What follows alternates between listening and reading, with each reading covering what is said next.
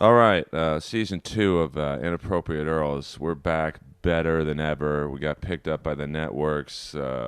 First episode with Annie Letterman is rising on the charts. Who am I kidding? I just released it 2 hours ago. Who knows where it's rising? And we have another female guest today who I loved and admired for many years. And we actually went to the same grade school and didn't know it until a recent conversation where we put two and two together. Please, Inappropriate Earl listeners, put your grubby, sweaty, sausage-like fingers together and clap your hands for the one, the only Amy Dresnar. Thank you. Good to be here. It's so wild that we just put it together. That was very bizarre. That we went to a place called Good Shepherd Catholic School on the corner of Charlieville and Linden, Beverly Hills. And I was actually 2 years ahead of you.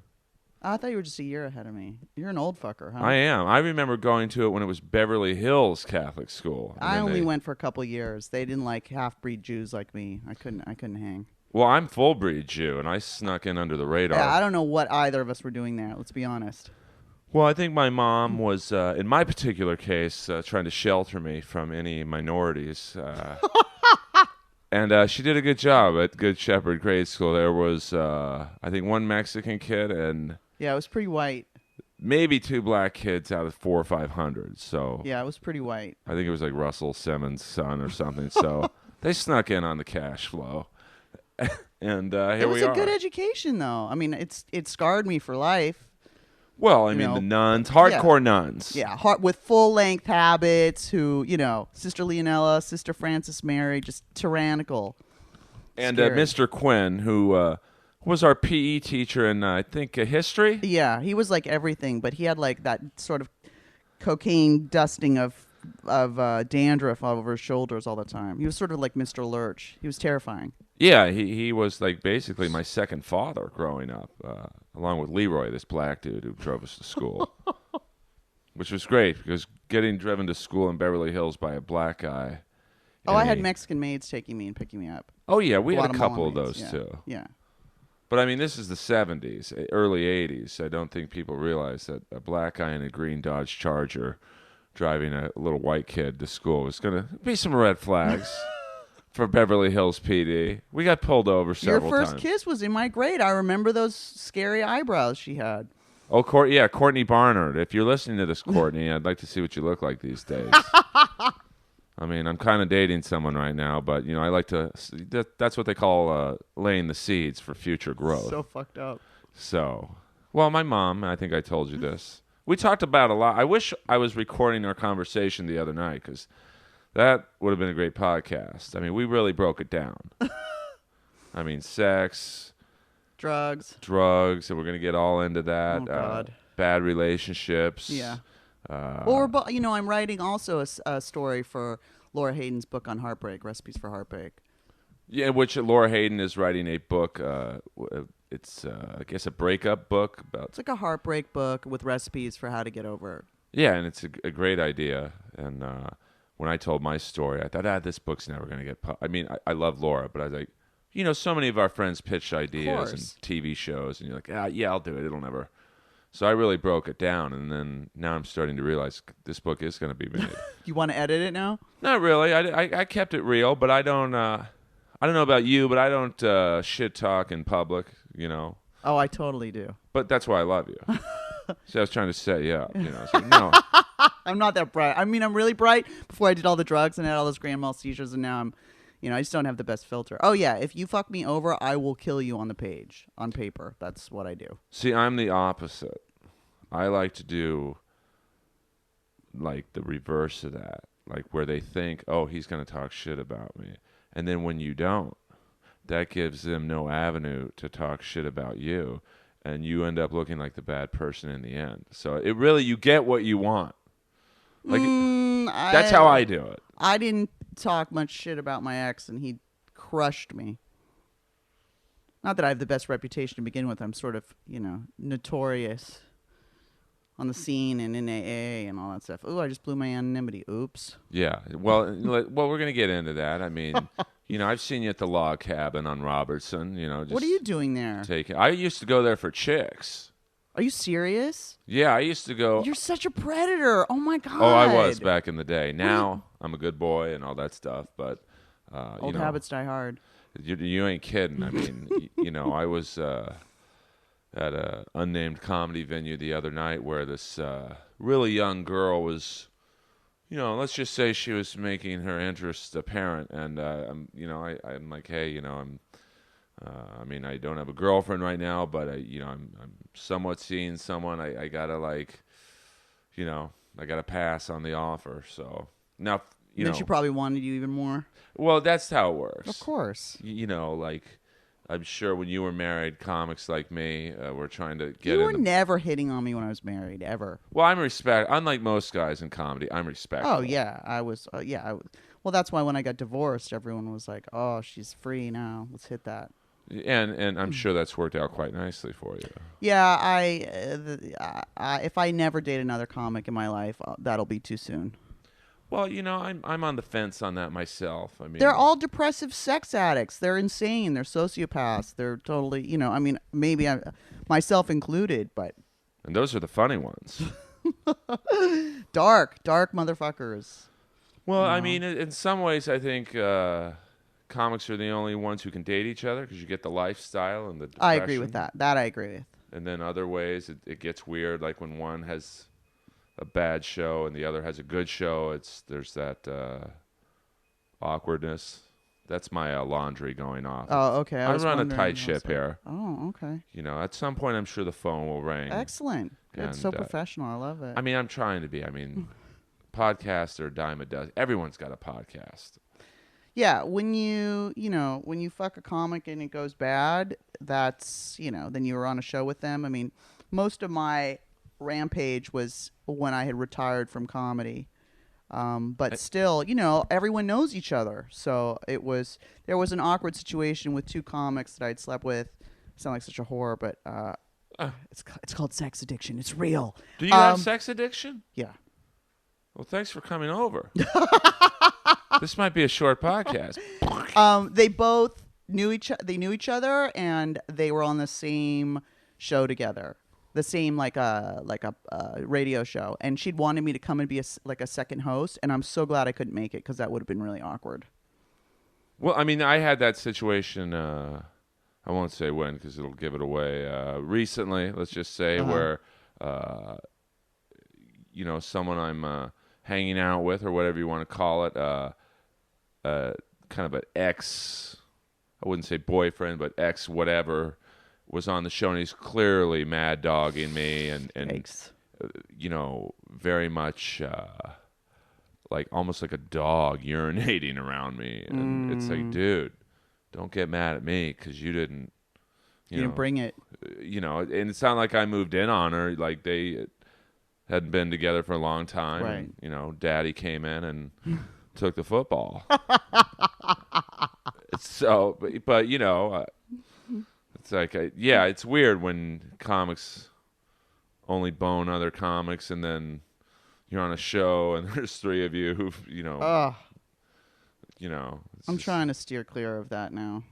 Yeah, but you're a hot babe, and in the world of stand-up comedy, I mean, you're hot regardless of whether you're a comic or not, but in the comedy world, you definitely stand out as one of the hotter girls. And I'm not trying to set up something for after the podcast. Because that's not how I roll anymore. But, I'm whenever anyone says that that's how they used to be and that's not how they are anymore, it's still a possibility. It's in your head, and you try and control your behavior. Well, I mean, let's just say for the people listening, my pants are off right now, and I have a boner. No, I'm just kidding. Just keep it out of my eye, Earl. I always try. So what's going on now? I mean, because like you just said, you retired from comedy, which I find sinful because you really were one of the funnier, not just females, but Thank you. That's what I've heard. A lot of people are trying to get me back. I just, I got divorced, and I kind of lost my shit on all levels. And a lot of my material was about my ex-husband and me just like, trashing the marriage, which I'm sure led to its demise. But I don't know. I just felt too vulnerable. I relapsed. I just, all this stuff. And I kind of had a nervous breakdown and I just felt too vulnerable to get on stage. And now I've just been writing and I don't really miss it, which is so weird to be, working at comedy shows and not have the urge to get on stage. It's like, oh, I'm in a crack house and I don't want to get high. This is awesome. I feel like I've been recovered. Yeah, like when I saw you at Tammy Jo Deeran's show, Tammy Jo's the best. I think runs the best shows in LA. Totally. She's super pro. Just super nice and doesn't care who you are. Like if you're a big name comic or an idiot like me, it's like you get the light, you get off in the appropriate time, or she'll play off the music. Oh, totally. I love that. I wish aggressive. More show. Yeah, I love aggressive women, straight or gay. But when I saw you there, I'm like, oh, great, she's back. And then you were just working the sound. I know. And you didn't go up. And I'm like, oh, that's too bad. I think you should get back into it. This is an intervention to get you back in. Oh, my God. Oh, I'm sure this, I got arrested. I had to do community labor. I had to sweep the streets of Hollywood for 30 days with a bunch of, Mexican guys that had DUIs, and I had an assault charge. And there's like I'm the only girl. I'm the only white person. Oh, it was just like, it was humbling. I ran into a guy I dated like 7 years ago. And I'm in my little clean team tan dickies with my like fucked up broom, my hair in a bun, all sweating. And I ran into him. He was like all dressed for a meeting.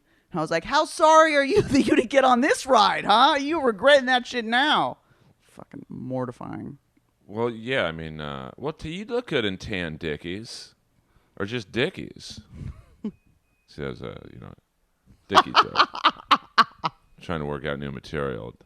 But what did you get arrested? I mean, can we talk about like what like, was it soliciting or? No, it was assault. Oh, okay. I mean, I don't want to like, see, I don't edit anything. So I've written all about it. It's not assault on your ex. Yeah. It was a domestic violence incident, and I was drunk and high, and I pulled a knife on him, and he called the cops on me. But you didn't stab him, right? No, just brandished it. Okay. Oh, la Hamlet. I just brandished it. And it was at the beginning of the end for the marriage? Oh, it was already unraveling before then. That was the end of the end. No, I don't mean to be inappropriate here, especially on a show called Inappropriate Earl, but I don't want to get sued here, so I don't want to like say anything. A certain ex from your past, I thought he was gay, to be honest with you. You're not the only one. Okay, no, which is fine. When in Rome, I mean, Calvin Klein's married, but it's like, sometimes a horse is a duck. So what's amazing to me is I just got off Tinder, but I was on Tinder for a while, and you can tell guys that you got arrested for assault with a deadly weapon, and that you've been in rehab 5 times, that you've been in the psych ward 4 times, and honestly, if you're hot and you wear a 26 pant, they don't care. Well, yeah. Care. And some guys find the knife thing kind of hot, which I think really disturbing. It's not something I'm proud of. I mean, I was really, really loaded, and I just kind of snapped. And that's why I don't get loaded anymore, because I do stupid shit like that.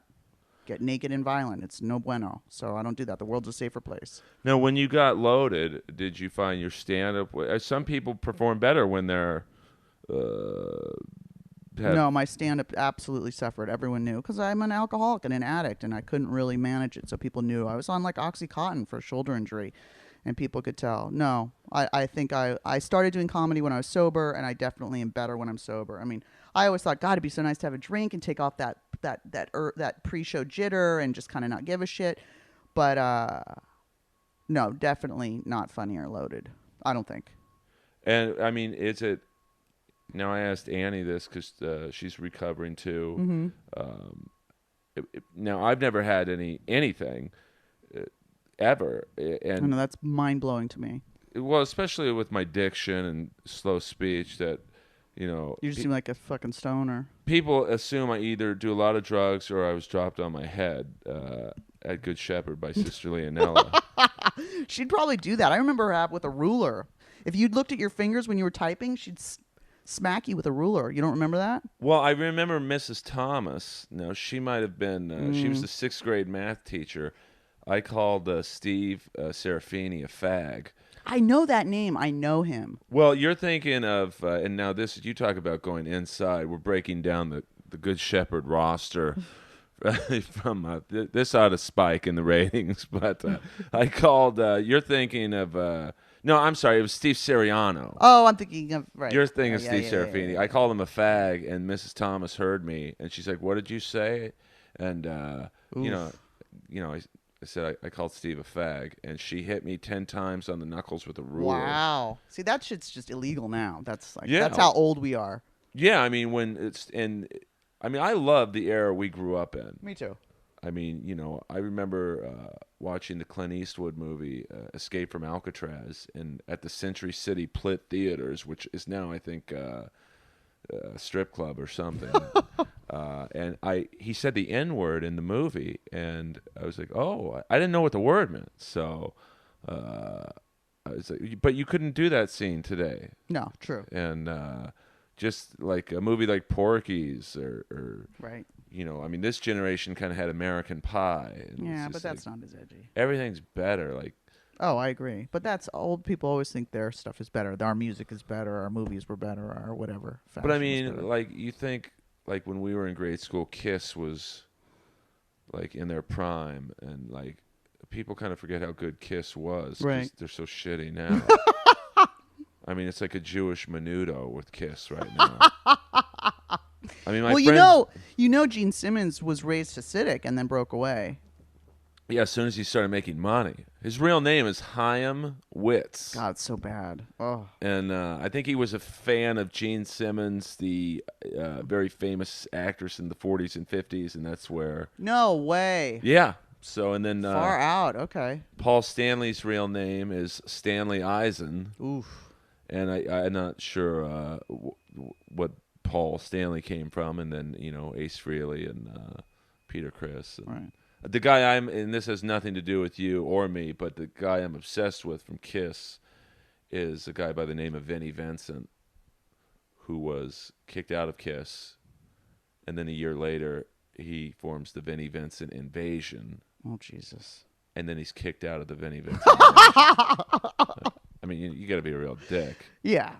But I mean, the band named after you, that's not good. We get Kiss in their prime. This generation gets Justin Bieber. Oof. Right. And I don't hate on the guy, kid, but I don't think there's a comparison. No, I agree. And, movies, I mean, the gays back then, Jim J. Bullock and Paul Lynde, power gays. And now this generation's gays are like, Ryan Seacrest. Or is he gay? Who knows? He's supposedly, but in the closet. Well, he's in the warehouse. I mean, he's pretty deep. But back to you. Enough. We're off topic. But you asked me right before we started, do you want to go over what we're going to talk about? And I'm like, no. And maybe thinking. Maybe we should have done some notes. Well, I did try and research you. Oh, God. It's terrifying. And your Twitter was like, blah. I mean, like, because of certain situations. Yeah. Unless you accept me, so I couldn't. That's how I like it with men. Yeah. Well, I got something you can accept. Hey, folks, that's Inappropriate Earl. We're going to have a off-air podcast. No, I'm just kidding. Amy, I respect her too much to be dirty with her, unless you can keep your mouth shut, right? No, I'm just kidding. So what are you take a hiatus from comedy, and I hope it is that, just a hiatus. We'll see. But you're writing never a lot never. now. I'm writing a lot. I'm a columnist for The Fix, which is like a very edgy addiction recovery magazine. And I get paid for my fucking car wreck stories. I write I do some interview pieces as well, but I do a lot of autobiographical essays that are very raw and in your face and honest, and I do not look good, but it's the truth. And it's about just owning what I've been through and not having shame about it. And it's funny and it's dark, and a lot of people have reached out to me and said, like, your shit really helps me. I thought I was the only one who felt that way or did that, and it's so awesome to know I'm not alone and blah blah. So it's like, it's cool.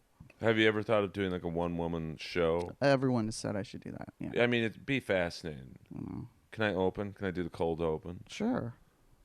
I'm just trying to line up work. That's all. I do everything like an addict except work. little stop and go. I can be a little lazy. So like you work when you get into the workout thing, you strike me as someone who would work out like 6 hours a day. No, I'll never do that. Are you kidding me? Look at me. But you no. look great. That's just genes. I mean, I'm a desert Jew. We're lanky. It's just genes. Well, I mean, Jews were raised to live on very little food, Yeah, I don't eat that much either. It's like, so. I mean, Hitler put our people on a hell of a diet. I mean, Hitler would have been a great stand-up, I think. Yeah. Poverty and anxiety are keeping me skinny these days, so it's good. Whatever works for you, right? It's LA. Fuck it. Hey, listen, as long as you don't, relapse into the nether world of now, and this is what I was talking about with Annie. We're all in a business, comedy, entertainment where it's constant alcohol, cocaine, marijuana for sure. Do you ever feel tempted or like? I could care less about pot. I mean, I was a meth addict, and then I was an alcoholic and an intravenous cocaine user. So pot is like, you know what I mean? Like I've never liked pot. It made me paranoid and stupid, and so I never really smoked it. I don't like it. So it's not. I mean, my best friend and my writing partner are both major stoners. It doesn't bother me at all. They smoke right in front of me. I don't care. Right. And like, were you still doing stand up when you got clean? I started doing stand up once I was clean. So this time around, I've been clean a couple times. How long have you been clean? 20 months. And do you go to the meetings? And yeah, I went to a meeting today. At the log cabin? No, there's one at the Rainbow upstairs. Oh, well, that's the Rainbow. I'm sure there was like people Lemmy was probably pounding shots there as you're trying to get clean. I like going to meetings in bars. It's kind of fun. I mean, the Rainbow's great. I mean, you walk in and it just smells like old cigarette smoke and fucking vomit and trashy, groupies and, stale beer. It's like, that's a little triggering. I got a hand job once in the coat check thing upstairs. Girl was enamored. What was she enamored about? This is before I started doing stand-up, and I'm not going to lie, and this podcast is about you. It's not about my sexual deviances, but... It's about mine. We'll get to my... you have a podcast, and then... Well, I told the girl I was the drummer in, like, Cinderella. Which is funny, because he's the next podcast guest. The great... well, you can thank him for the hand job you got. Steady Freddie Curry. We look just... eerily similar. Really? Yeah. I'll have to look it up. Although he's a little, I'm a little taller, but well, you're very tall. Well, here's the best thing. One night at the Gay Pavilions, which is right down the street, he's in there. He comes up to me. This is when I had long hair, and he thought I was Vivian Campbell from Def Leppard. And then I thought I was complimenting him. I said, "Hey, man, you had one of the best quotes ever in music history." He's like, "What's that, man?" I'm like, "It's when you said you just want to be good enough to play on the albums." And he kind of looked at me like, "Oof, eat it, buddy." But I was complimenting. Like, that's a great, like, it totally blew my mind that the band sometimes isn't on the albums. Yeah, with their name. That totally flips me out, too. It's far out. And Kiss is the biggest offender of that. I mean, Kiss in the mid-'80s had a black guy playing bass on the albums. He was from the Plasmatics, and you totally remind me of Wendy O. Williams. Just the look and. Like, if I was 20 years younger, I'd totally shave the side of my head and rock that hairdo, and sure, that's fun to grow out. The duct tape on the nipples and. Well, that's like Night Porter. Have you ever seen Night Porter? I've seen Cole Porter, but not Night Porter. Night Porter is like a Nazi concentration camp movie with. God, that French actress, British actress, Charlotte Rampling. Johansson. Oh, okay. Charlotte Rampling, and she's so beautiful, and it's like it's super hot and super wrong. I mean, I only see shitty action movies, so I saw The Expendables 3 the other night. Ugh, brutal. Couldn't pay me enough. That would send you back into relapse. I mean, just watching Stallone in high def is like.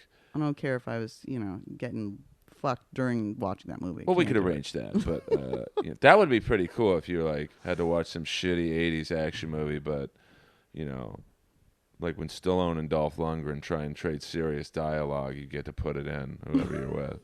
I mean, Stallone's face, it looks like, and I love Stallone. I know it doesn't sound like I do, but his bones look like they're trying to escape his face. It's like he kind of looks like a old lady friend of mine, which is really scary. I don't know about you, but when now when you were at your horniest, I mean, What, yesterday? yeah, I went like, to a Sex Addicts Anonymous meeting yesterday. oh, well, forget about Stallone. Let's get in. We've been fucking around a little bit here. This is the first 20 minutes of this was foreplay. Now we're going to start coming. When I got clean this time, going through the divorce, I developed a pretty raging sex and love addiction, and I've been kind of struggling with that for the last 2 years. And so I went to Sex and Love Addicts Anonymous a little bit, but I don't really like that program. I went to a meeting the other day, and the speaker had an eye patch, and I was like, I'm out of here. Like an eye patch, and there are some people in Sex and Love Addicts Anonymous who are so fucking unattractive. I'm like, really? You're getting laid so much? It's a problem? Like, who's fucking you? Blind people? Like, I don't get it. So I also don't understand people who are like, oh, I'm an intrigue and fantasy addict. Like, I look at the Craigslist ads and just think about it for 4 hours. I'm like, I'm fucking strangers in my car. Like, I have a real problem. Like, get a real problem. So, wow. Yeah. Really? I mean, let's get into that. We don't Not strangers, but, whatever. just dudes you met at the Rainbow. Or Tinder. No. But I went to Sex Addicts Anonymous yesterday. I was one of 3 women in the room. Do you have the other two's numbers? One was 400 pounds. I used to be into that. Really? Yeah, I was like, I now I have pretty good self-esteem, but back in the day, I was just happy to get it in. So I thought, well, good-looking girls, they know they could fuck any guy on the planet. Right. But 400-pounders, like, most guys don't want to be seen with them in public. Right. So they're going to treat you right under the covers. I've heard that that's true, that they're more eager to please and easier. No, because I've never been fat. I don't know. No, now I don't believe any girl is out of my league. That's good. I'm sure you're right. Well, no, I don't mean that in a cocky way, but like any guy on earth would fuck you. I don't agree with that. I do. You're funny. You're hot. I mean, for someone who has most people who've done the things you've done in life in terms of the chemicals and whatnot, they look a little tore up. You don't look torn up at all. That's, again, just genes. I'm a freak of nature. I know. I look 30 and I'm 44. It's weird. And, you've survived I've survived a lot of shit. Yeah, man. I mean, I know addicts in their mid-20s who look 50. Yeah, I know. And I mean, I still have acne. I'm 44. I have acne. I mean, it's like I have greasy skin. That's what saved me. I don't have any wrinkles because I have acne still at 44. I don't see any acne on you. Okay. I'll have to give you a full body scan. I mean, do you have one of those facial wipes you offered me? Oh, I got something to put you on face. Yeah, I'm very vain now. You get a little older. I've always taken care of myself, but now I'm like going to I don't want to mention the place because they're not a sponsor of the show, but we do have one sponsor of the show. And in case you're wondering, I'm holding the great Stephen Piercy, the singer from Rat. He has provided me with Mike Knuckles. I was wondering what that was. It's very cool. I mean, they're silly, but they're kind of it's cool. Unique. And yeah, this absolutely. is actually this is the Vinnie Vincent model, the pink with the diamond studs. Nice. Go to Mike Knuckles. Very Versace. Well, I have some Versace stretch pants that I recently had to get washed. Oh, really? So that's a shame. Why? What happened? Well, Someone spill a drink on you? Yeah, you might say that. Mm-hmm. So no, I was at a whole show and I spilled water on them, and it's flavored water. Mm-hmm. So flavored water. One of those colored water. So there's that, and Versace's a great designer. Now the guy who killed him was at the Comedy Store, like bullshit. The Andrew. Oh yeah. Cunanan, I think. Yeah, you saw him? Are you serious? Well, I mean, I think he's dead now. I think he committed suicide, right? Mm-hmm. But he was like a week or two before was like at the Comedy Store, and wow, gnarly. Apparently he would prey on old gay rich guys, and so creepy. I'm like the Google of useless information. No, it's amazing. It's fascinating. Well, I mean, I really just I know all the vices. That's really it. If anything that's bad for you, I know everything about. Now, did you ever go to the Starwood Club back in the day? I'm fascinated by that whole. Eddie Nash used to own the Starwood. It was on Santa Monica and Crescent Heights, and I didn't really go out that much. I really was, I was kind of someone who stayed in their house. It wasn't really a party when you're like, in your house shooting coke, masturbating and writing bad poetry. It's not really a party. It's just darkness. So it's like I didn't really go out that much. I also was very self-conscious. I don't like crowds. I feel very weird in social situations in public. I mean, I have this bravado about me, which is complete horseshit. I'm actually really insecure.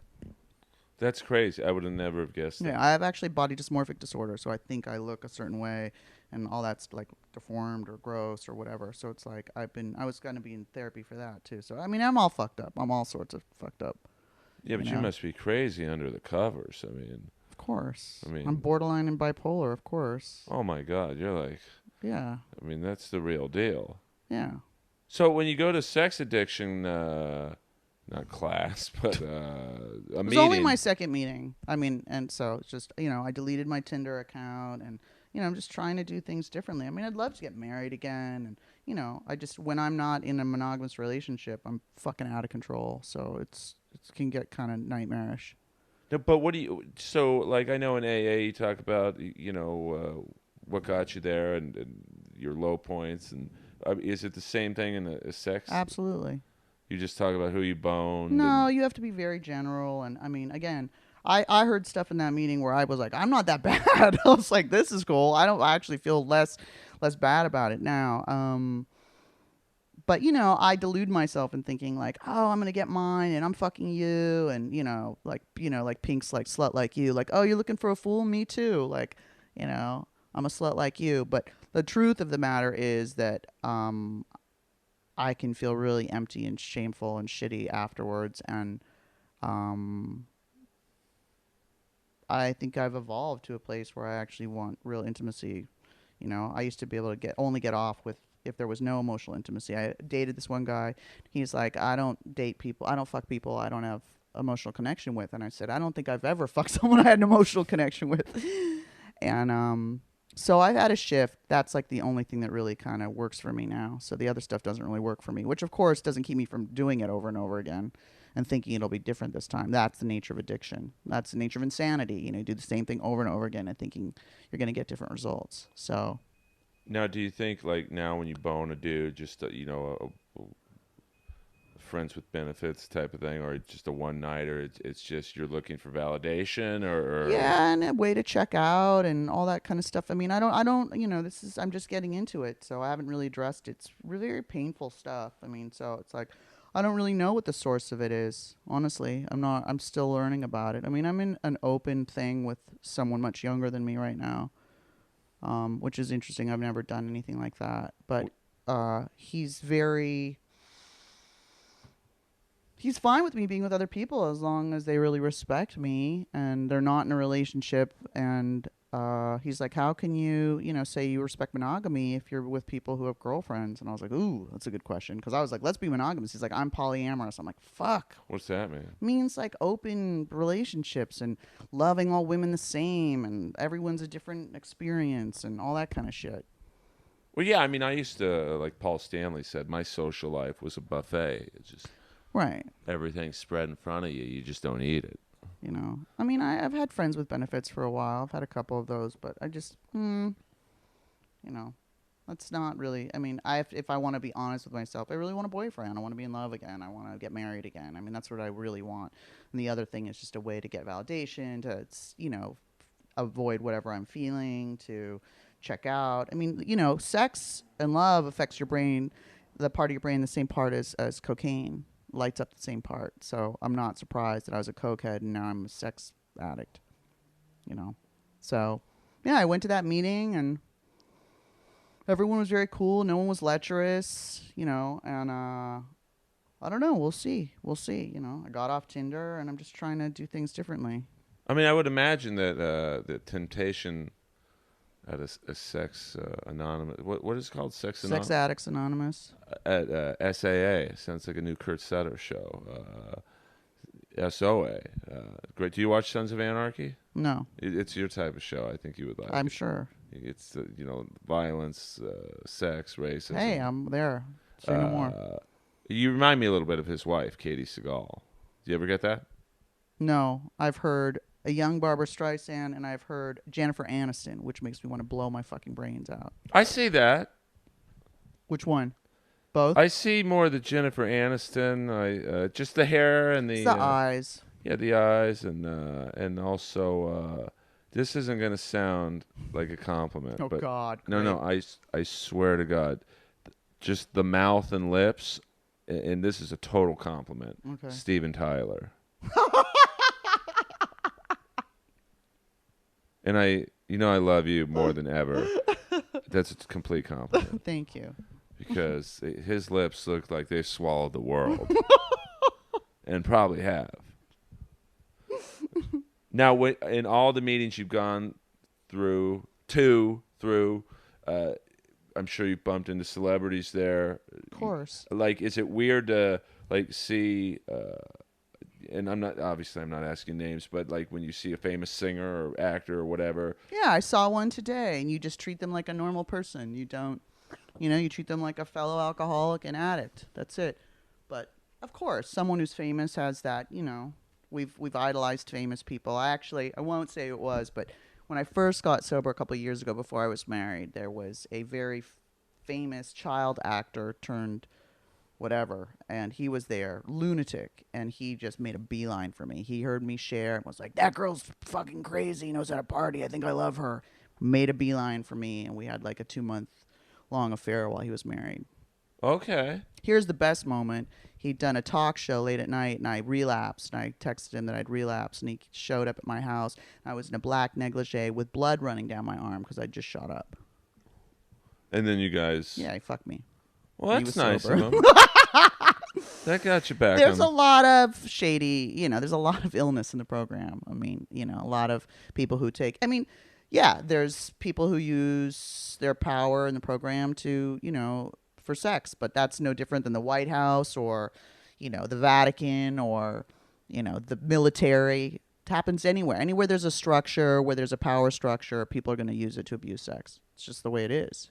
Well, in full disclosure, I used to go to the Cocaine Anonymous meetings at Cedars on Sundays. Well, you've never done coke. Why would you go? Because my friend's like, Earl, you got to go. The hottest chicks in the city are here. You just went to 12-step meetings to pick up girls? And I would go there, and like one time they asked me to speak. Like, they're like, shit. "Who are you?" I'm like, my name's Ralph. I'm an addict. And I knew all the terminology because, I watched Miami Vice. So I'm like... I was like, yeah, I used to do a couple grams of booger sugar a day, and I was into the nasal whiskey, and like, I'm thinking, okay, what would Don Johnson and Philip Michael Thomas say on an episode? Did you get laid? Oh yeah. My God, that's hilarious. I was what they call a real cocksman, and and then I think people started to figure out I wasn't an addict, so they were like, "Oh, can you not come to these meetings?" Yeah, you're way too sane and level and drama-free to be an addict. Well, I mean, I've held up well for my age, I guess. I mean, yeah, definitely. In terms of like physical deformities or whatever, because I know like a lot of addicts, especially with alcohol, it really fucks up your skin and bloats you, and I mean, I'm not saying I'm ready for the cover of Playgirl, but I disagree with that. I mean, I don't think I'd pose nude, although I've shown a lot of people in the LA comedy scene my dick pic. More guys than girls, because I like the reaction. What's the reaction? It's like, oh, Jesus Christ, because I really draw it out. I'm like, hey man. Like, I went up to Brett Ernst once, and he's a big TV comic. I know he and is. Super nice guy, Yeah. and very funny. And I said, hey, I said to my buddy, go tell Brett I have new headshots. They're really good. And I think he was, like, looking for a new headshot guy. She said, Earl, I hear you got great headshots. I'm like, yeah, let me show you. It's Head of my dick. Yeah, it's the double headshot. And he's like, what's that? I'm like, let me pick it up. So I'm like, hey, do you think this would get me good commercial work? Like Bud Light or something? And I show him my phone, and it's a great picture. I got to be honest with you. I mean, the lighting was right, the angle. Oh, that's all about that. For naked selfies, it's all about lighting and angles. I'm the queen of that. And I mean, a lot of people go, God, Earl, you got a pretty big dong, and I don't know where it stands on the I'm from the school. If you have to brag about it, you're covering up for Right. you look at the richest people in the world. You never hear them talk about money. I don't think I've ever heard Lexington Steele talk about how big his dick is, and my God, it makes me look like a WNBA. Yeah, you said that. That's like a black porn star. I don't really watch porn. I mean, if it's too big, it's girls don't like that. I mean, big is good. I mean, I'm a size queen. Don't get me wrong, but too big is not good. Well, I don't watch porn. It's weird. I know all these male actors just because I'm obsessed with because male actors don't make much in porn. Right. Because who wants? It's all about the girl. Right. But I just, people think I produce porn with the way I look and talk. I'm obsessed. Hey, I need more money. Let's work something out. I mean, I would do it anonymously.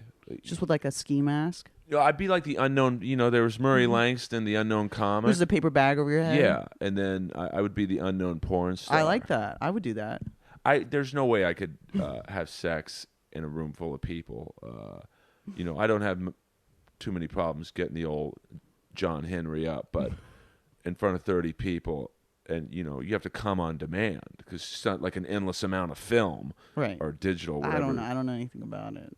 I don't either, but I did do comedy on a gangbang once because the guy was like, "Hey, I got this gig. It's $2,500 for 15 minutes." I'm like, "What?" He's like, "It's cash too." I'm like, "Who is this for? Like Carlo Escobar?"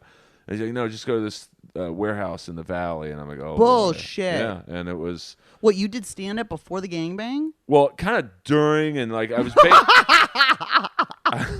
I was basically doing like audience warm up. Because they were like, there's going to be like a couple hundred guys here, and we don't, Oh. And so they had the girl on the stage, and then like a line, like guys were at a fucking deli. I can't. I mean, sex addict or no sex, that's just like, ugh. And I was just going up and down the line, going, "Hey guys, anyone from out of town?" Are they naked? Well, yeah, most were naked. Some were in their underwear, oh my God, trying to get hard. It's amazing. It's amazing. And then the best was about halfway through. They had, I guess you'd consider it like halftime. They had to give the girl a break. And so we're not that bring her some Gatorade. Yeah, some ice. They had to ice her down. And, bullshit. Yeah. Because, I mean, swells up. It's a lot of action. A couple hundred dicks. And, gross, man. Oof. So we're talking to craft services, which is crazy that the Altoids were right by the douching products. And she's like, she starts almost crying. I'm like, "You okay? Is this like too much for you and stuff?" I mean, I'm trying to be a good guy. The only guy in that room not trying to like put it in. Right. And she's like, "Yeah, I don't know. I just got back from my doctor, and he said I gotta cut it down to 4 anal scenes a week or my ass will explode." I'm like, "Oh, you are kidding me." No, and it was like how we're talking about how like we were talking about Good Shepherd. Like she was like talking to me far like this. out, and, man. Wow. I just felt like asking her like, at what point in this gangbang are you gonna feel you've made a wrong turn in life? 53, 71. Yeah, I mean, well, it was total Enron accounting. They were like, they said it was like 600 guy gangbang, but there was really just like probably like 68 guys double dipping. Now that's my craziest gig. What's in all your stand-up gigs the craziest gig you've done? The craziest gig I've done? Yeah, the craziest gig. I don't know if any of them were that crazy. I mean, I was on a sober tour with Ian Harvey, a transgender comic, and Felon O'Reilly, a felon, and we toured all over Florida and Atlanta and that kind of stuff, and that was fun, actually. I mean, but there weren't any really. I mean, I can't remember. I mean, I've done some really, really shitty shows, but anything crazy? I don't have a story like that. I really don't. I mean, I was like I was married and I was sober when I was doing comedy, so I was pretty in check. Now, was your husband or ex? Sorry, at the time, was he supportive of your comedy? Absolutely, he thought I was very talented. Very talented. Well, anyone would think you're talented. I mean, you're one of the people who, and I really mean this. If I was in charge of a late night talk show, booking the comics, you would be one I would pick. My stuff was super edgy, though, you know, super edgy. And it was like not clean. It wasn't for TV. I mean, and a lot of people hadn't. I mean, I was very much like a guy comic, you know, and I would talk about sex and my pussy and raping my ex and all that kind of stuff, you know, because guys talk about their cocks, but if you could go up there and talk about your pussy, people are like, whoa. And I talked a lot about my drug use too. I thought, you know, if I can educate and entertain, let's do that. I just, you know, I don't write jokes. I just do the real deal. But to me, that's the funniest comedy. Of course, you know. I mean, that's you take the truth and you make it funny. Take the pain and you make it funny. Yeah, and that's how comics, and I think non-comics don't realize that that's how we deal with things. You know, and like, you know, when my parents died, I made jokes about it. They died 2 months apart, and it was it's actually. You know, I'm glad it happened that way, but it's a great story, like some of the things that happened. And I didn't know both your parents were dead. yeah, they died 2 months apart. Ooh, in '98, and Yikes. like my parents, my mom specifically, left me in charge of like the funeral arrangements. Ugh. So this guy's trying to sell me like a $25,000 casket for my mom, and it's like, oh, and he was selling it to me like a car. Oh, she'll be very comfortable in here. It's velour lining, and it's really like. A used car commercial, and a lot of room. It's like so creepy, so creepy, dude. She's fucking dead. Yeah, that's some soulless shit. I'm sorry. And then then there's the whole thing like when so we didn't buy the fucking $25,000 casket, and he's like there's the cement block that holds it in the ground, you know, so it doesn't like just like sink. He's like, well, you know, this one's $100, but I wouldn't bury my dog in that one. Here's a $500, and it's like, okay. Cut to 2 months later, my dad dies. He's doing the same shit. God. So, but you know, you're right. Like, well, they know persuasion techniques. A lot of salespeople, they'll use your name a lot. They, you know, it's like. And also they make it look like it's your choice. Well, do whatever you think is best while they're guiding you. It's like all American POW brainwashing, mind control shit. Yeah, total. Just taking it, massaging your ego. Oh, it's so good to see you, Earl. Well, let me take you over to here, Earl. And they say your name a lot, which is, you know, like I don't know. I've been researching this lately. Seizing on your vulnerabilities. Totally, it works. Even if you know they're doing it to you, it still fucking works. Yeah, I think we ended up buying like a $5,000 casket. It's like a pink one for my mom because that was her favorite color, and that was a mistake of me saying that. And we got one perfect for you. I think Liberace was looking at this one, or his boyfriend or whoever. You know. I slept with a very famous movie star who's considered crazy and violent. I met him when I was in rehab, and we had like a little thing in treatment, and then actually even. I don't know, like a year ago, I guess I saw him again. So.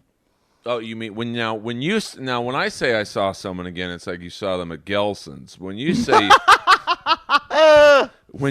you saw them again, you hit the bone zone. Yeah, that's cool. I mean, like, is this the guy or person? Yes. Who you said did the freakiest thing? Yes. To you. I mean, do you mind if we say what it was? I mean, am I just gonna come off just looking like the sluttiest? I mean, I'm really smart. I graduated magna cum laude. I mean, it's not just kind of what I'm struggling with right now. I know, but it's a great story and obviously we're not going to mention the person's name, but I would say that this person was an A-list actor. Yeah. And for you dirty, disgusting perverts who hopefully retweet the link of the show, don't private message me asking me who it was. Have some class. What I'm trying to think how to phrase this question. Was it a sexually gratificating thing visually to see this A-list actor degrading themselves? I don't even recall the visual part of it. I mean, he was high when he did it. Do you want me to just say what he did? And then we're going to get into the Magnum cum laude stuff. To balance it out. This is what they call I'm not a porn star. This is the ratings spike of the show. So, you know, sex sells.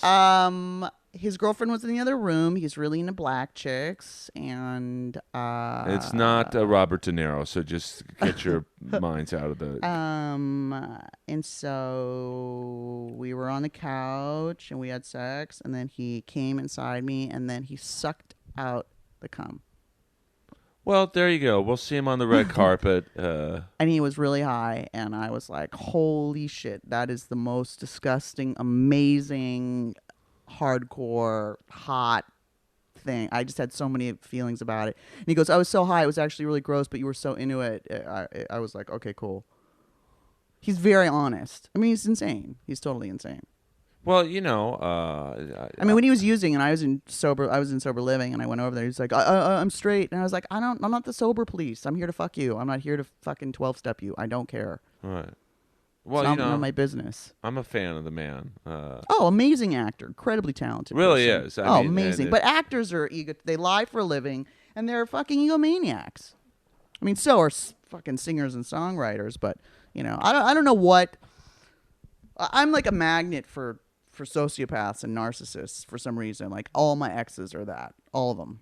But this particular guy, and I will give no hints into the movies he's been in, but to me, he could have been like the Gene Hackman of this generation. Of course. Like, in terms of, he's really good in anything. Yeah, he's super talented. I mean, super, you could put him talented. in like Porky's 5, and you'd be like, wow, this guy's amazing. I haven't spoken to him in a while. Well, he's been busy. He's had some off-field problems, as they say in the outlet. He's like got movies coming out and whatever, but it's like, again, it's not sort of the direction I'm moving right now with my life and my sexuality and relationships. So, But yeah, I would think it would be no knock against him, a step backwards to rekindle. no. But that is I've never done that and had no desire to do that to any girl. I mean, I don't even know if they do that in porn. It was pretty far out. They probably do, but no one's ever done that to me before or since. And I just want to preface this, like, I was celibate for 7 years. I didn't lose my virginity until I was 19, and I didn't have my first orgasm till like this last year. I was like pretty unorgasmic. So this is all kind of, me sort of in my sexual awakening and sort of almost puberty, like, but very late. Well, I feel the same way. Because, You're such a liar. no, I did not get laid till I was 21. I'm not bragging. And that first orgasm, boy, it was like that episode of The Three Stooges when Curly found the oil geyser. And I was just like, wow, this is great. Oh, I was masturbating when I was like 6, but I mean, So we're so similar. I know, we're sort of the same person. It's terrifying, actually. I mean, I literally... and we have the same voice, too, so... Yeah, I mean, our kids would be perverts. But smart. Smart, good-looking. Yeah. Hopefully they'd get your face. Jewish. Maybe. You're gorgeous. Stop. I mean, no, but I'm a very... this is the mom in me. My mom was amazing. So is my dad. But she just always raised me that, there's always someone better than you out there. Of course. So be humble and... There's always someone better and thinner and smarter and funnier and richer and all that kind of stuff. That's So it's exactly like, what she said. And my dad course. was very much the same you way. can't compare. It's a losing game. So yeah, you can't, comedy-wise. But I have trouble, and I'm guessing you do too, accepting compliments. Oh yeah. Like, oh, you're so pretty. And you are beautiful. Thank and you. I'm not, we're buds, so I'm not trying to be like creepy.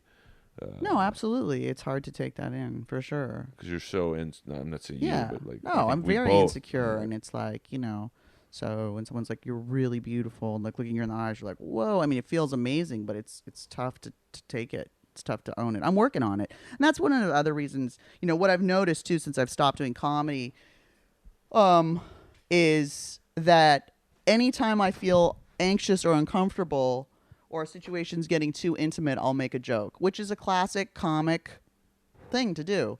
Let's lighten this up and deflect it with some humor. And the person I'm seeing right now really doesn't like that.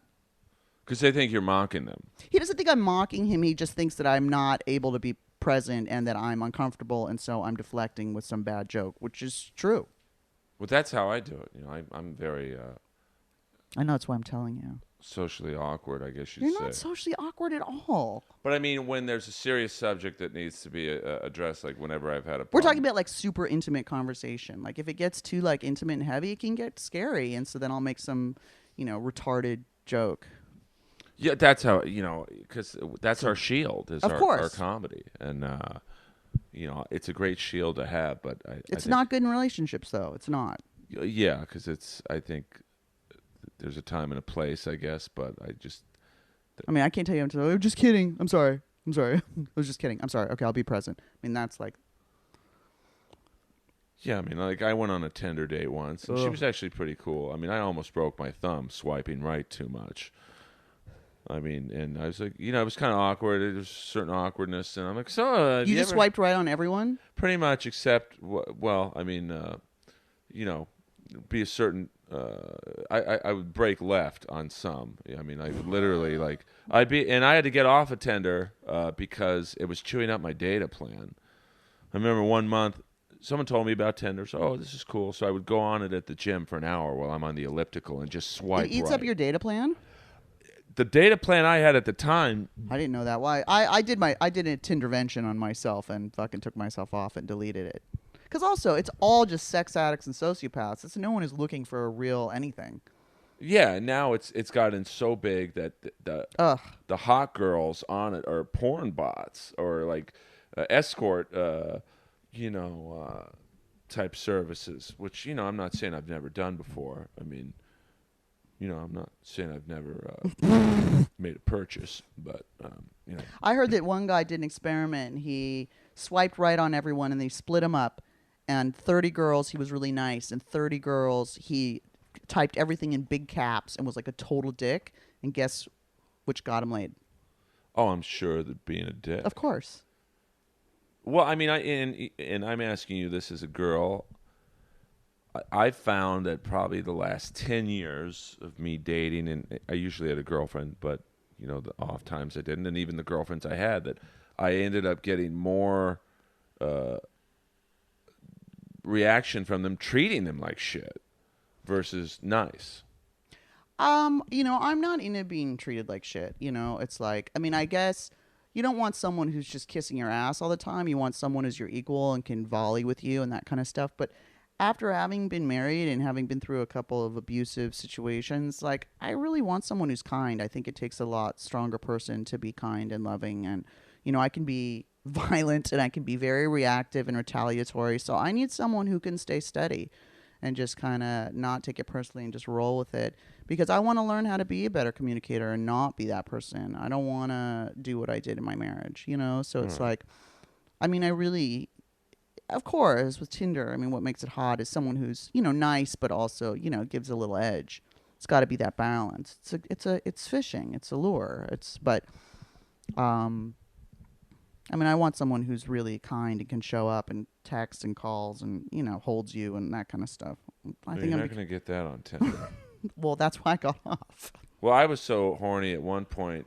I got on. There was I don't know if it was a competitor to Tinder, but I think it was called Swoon. Oh, I never even heard of it.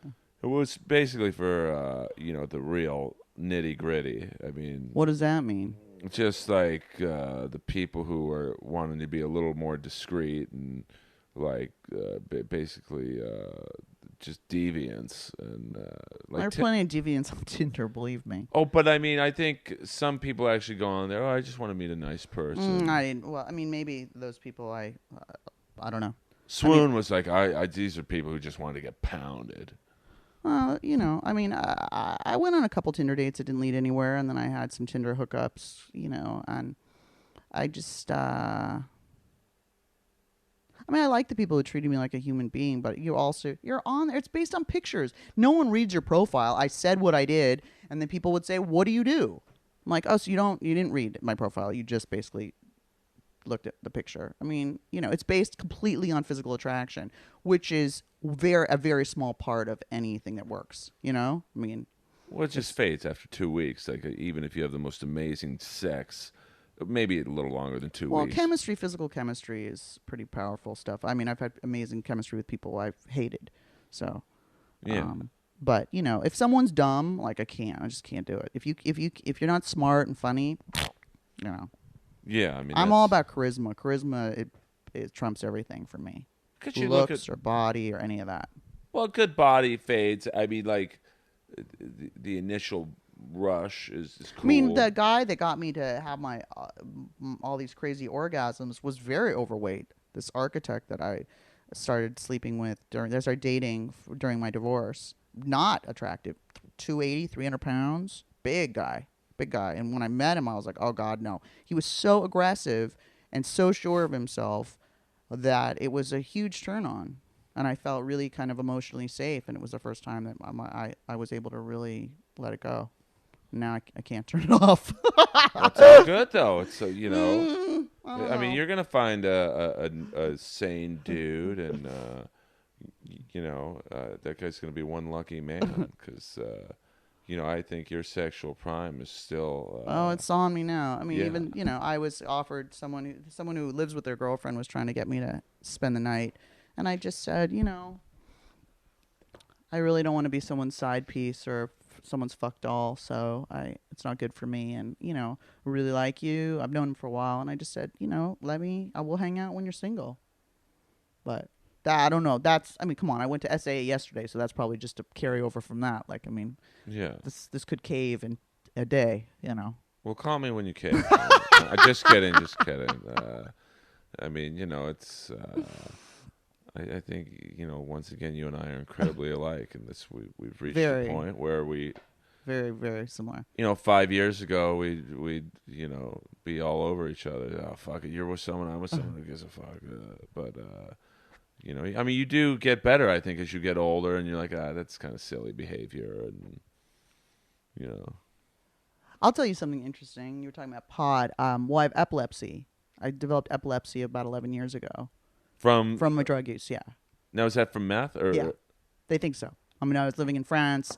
I started having grand mal seizures out of the blue. I was 5 years sober, and epilepsy doesn't run in my family. I didn't have a head injury, and the doctor's like, did you do a lot of drugs? And I was like, oh. He's like a lot of cocaine? I'm like, I did a lot of meth. And he was like, yeah, you have hyperactive lesions on your frontal lobe. So that's my excuse, because your frontal lobe is your brake system where like, oh, should I do this? Should I not do this? So that's where my hyperactivity is. So I'll be like, oh, that's a bad idea. And we're doing it. You know what I mean? Wow. So I've been struggling with that for the last 11 years, lots of different medications. Someone wanted to do brain surgery. I was like, fuck no, because they could freeze the part that's hyperactive, but 1 centimeter to the left and you taste oranges for the rest of your life. What if they cut out my funny? What if they cut out my, Don't cut out the sex drive, right. please. So I'm on marijuana oil. Even though I'm sober, it's CBD. It's called cannabidiol, and it's being used very effectively to treat children who have intractable epilepsy. You have 100 seizures a day, and it's the non-psychoactive part, and it's like an oil, and you spray it, and that's what I'm doing now, along with a seizure medication. Now, what would that oil do to someone like, say, me, who? Nothing, just mellow you out, just nothing. You're not gonna feel anything. I don't feel anything. Well, do you want to try it? No, I'm afraid I'd like it. So no, it doesn't do anything. You don't have any but then effect. I'd be like, well, if the oil feels good, why don't I try? It doesn't feel good. It doesn't feel like anything. There's no effect. I mean, I definitely need something psychoactive. You need up. Well, I mean, that's the caffeine I take. That helps me. Yeah, we were talking about our addictions to energy drinks. I can't do that anymore because of my epilepsy. But fuck, I love that shit. Well, I tried one the other night at the gas station. Which one? San Vicente and no, I thought you were talking which gas. No, station. I don't give a shit. Which drink? Well, they were all out of Red Bull, and my favorite is Rockstar Diet Yellow. Yeah, me too. Tastes like lemonade. Me too. And so the guy's like, "Hey, Earl," which is really scary that the gas station guy. There you knows go. my name. I told you it's a persuasion technique. Yeah, you're right. And he's like, "Well, we just got this one in by Extends, which is the penis." It's supposed to make your dick bigger, but I wasn't calculating what he was saying. I'm like, yeah, I'll take it. So I drank it, and it tasted like water. Did it make you horny? No, it well, it might have, but so you don't know. The way I drink energy drinks is I basically wolf them down because the caffeine and everything just gets right in there. God, you could be an addict. Oh, I definitely am. I'm an addict with working out. Really? I hadn't noticed. It's you're at the gym twice a day. Well, it goes back to your insecurity of, especially since I'm trying not to say this so I don't give away who I'm talking about. I may have had a situation at a point in my life where I was there was another dude involved, and Right. I know what you're talking about. so you get so insecure. You're like, well, I'm going to work out, and when next time she sees me, she's go, oh my god, I really fucked up, and so that was the. Have you seen her? Yeah. So Did she say that? I could tell that the fruits of the working out paid off. Like, That was put so politically correct. well, I'm trying to, be as delicate as I can about. I never like talking about other people unless Right. they're in the room Right. because they may have a different take on the situation. No, I think that's smart. And I started getting facials, and and I've always taken good care of myself, but this situation made me go all in. Like, See, when my marriage fell apart, I just self-destructed. I started drinking. I tried to kill myself. I started cutting. I started fucking all these people. I mean, I just completely imploded.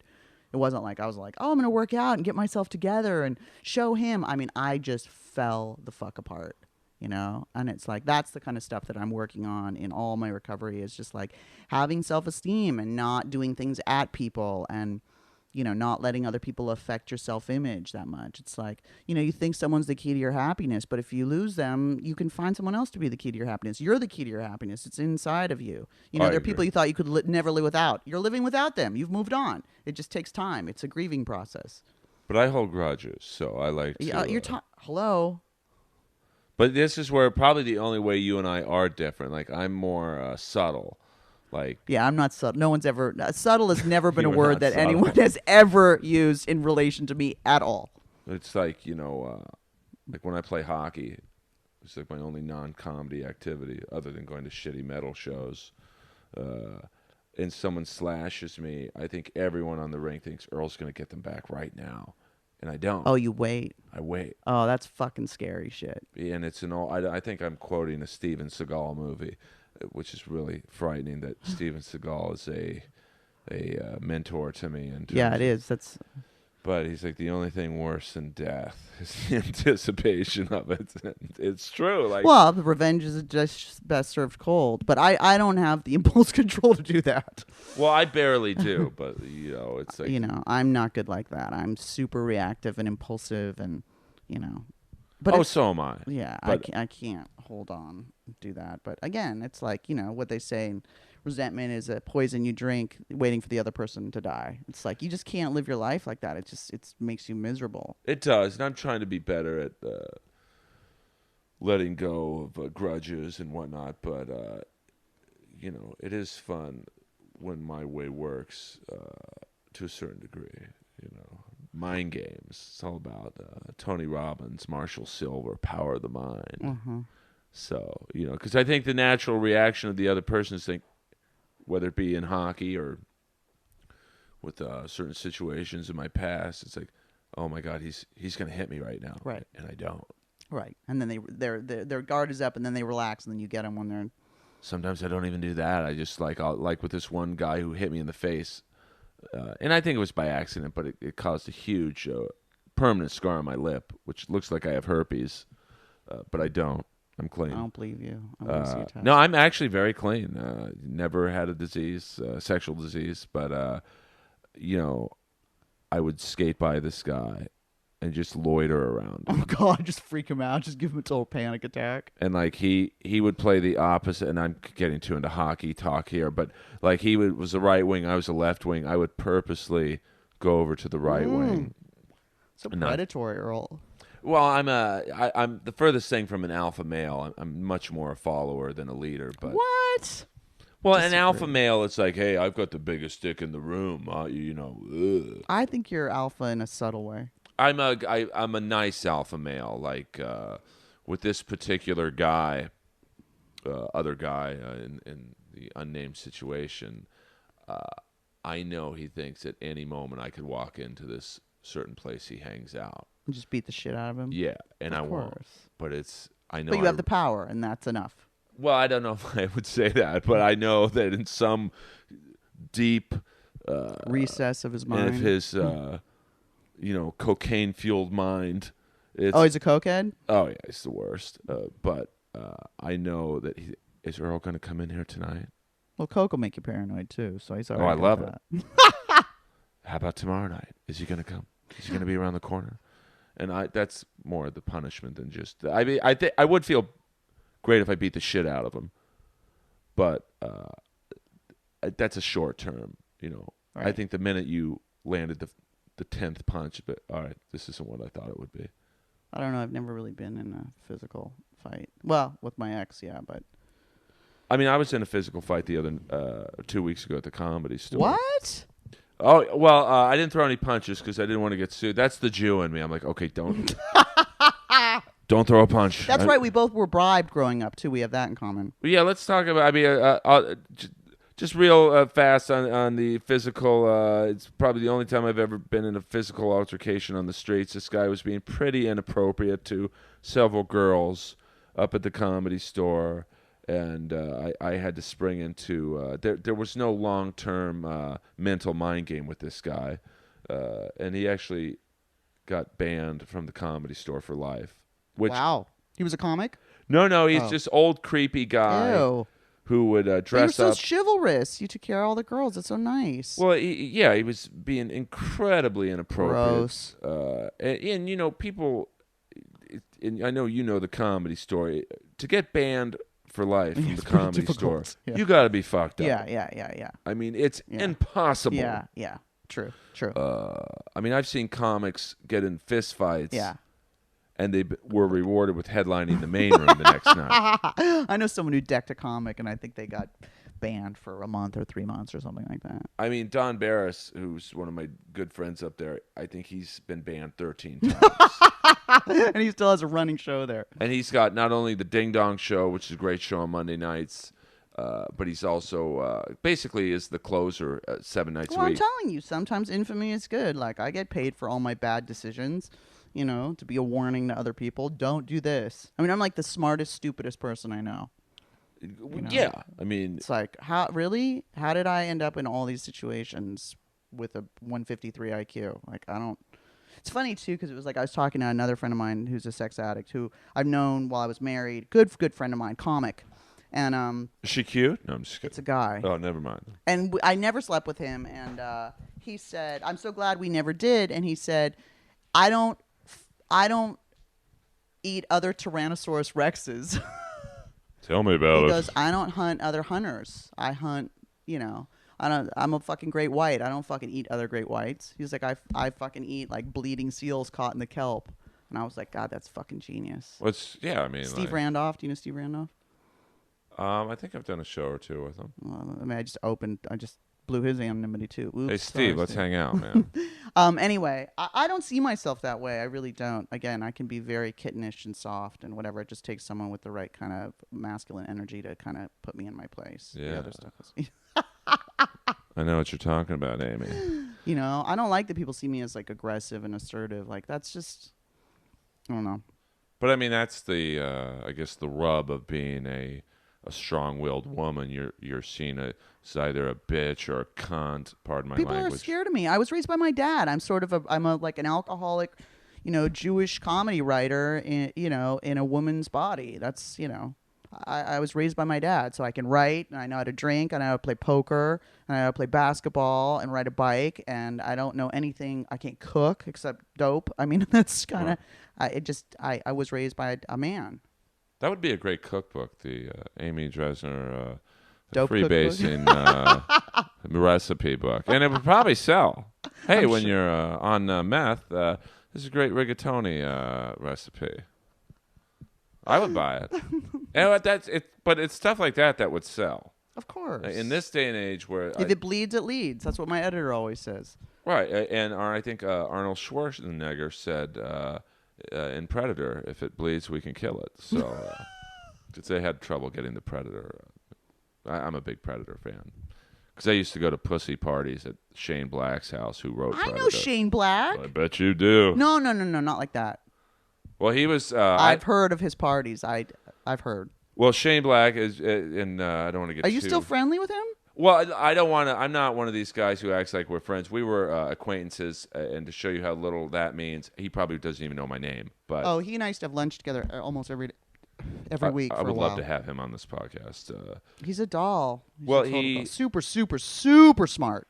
Yeah, and Crazy smart. wasn't really into my sense of humor one night at one of his pussy parties. Because my friend goes, Miami Eric, who's now like a big, well, I don't want to say what he does now because it'll give it away who he is. But let's just say he's had a stunning life transformation into probably the biggest pussy hound I've ever met in my life, to like this amazing guy. But he said, hey, we're going to go to Shane Black's house. You know, he wrote Lethal Weapon and Predator. And like, I am like a walking IMDb of like,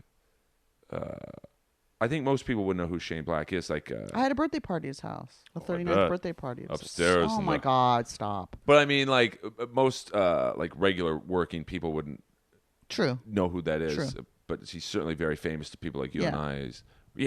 He's having a party at his house in Hancock Park, and you got to go. He's got like a nightclub and his. With a stripper pole and shit. Yeah, and so we go up there, and he's picking flowers at like 2 a.m. So awesome. And he looks at us and goes, "Hey guys, come on in." And I instantly knew who he was because he was the first guy killed in Predator with the glasses.